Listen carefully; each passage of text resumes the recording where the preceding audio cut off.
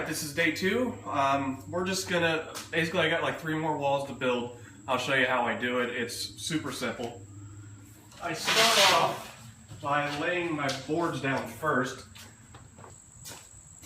And then I'll build my frame on top of it. And the reason that I don't just build a bunch of frames and put a bunch of these on is because I did get these at the ReStore. These are all kind of different sizes. The measurements on them are going to be a little bit off. So you get 2 2x2s, and as I said before, the sides are 80 inches. We're going to measure out our 80 inches.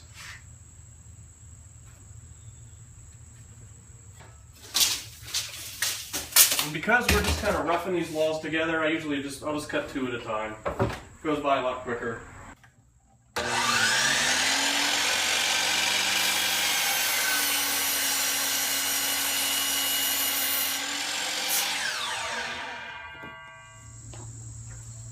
Alright, just place these on like so. And then I measure, because like I said, all of this wood is kind of different sizes. The 2 end pieces I can get out of one of these. So essentially, it only takes about 3 of these to make up one whole wall.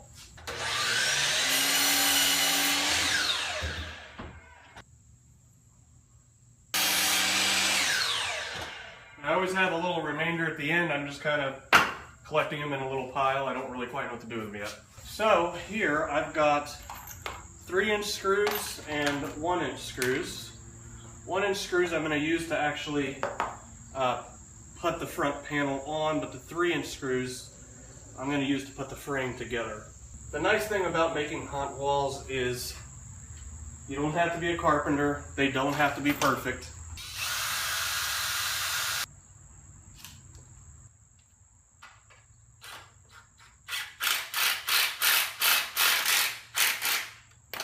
You basically just go around and do the same thing on all 4 corners.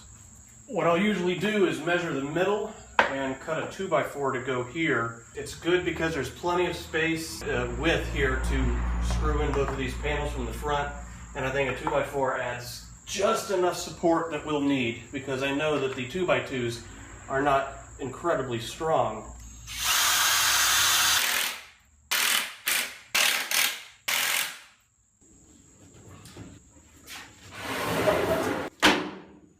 Now we just go through and make sure that these are nice and straight before we start screwing anything down. I usually do 3 in the middle, 3 on the tops and bottoms, and then 1 on each side.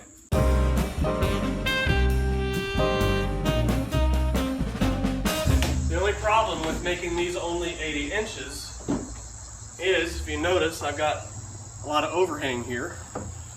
I need to cut that off.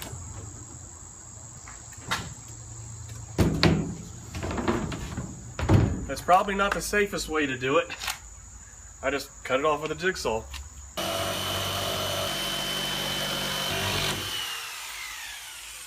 I notice on this particular one, there's a little bit of overhang along the sides.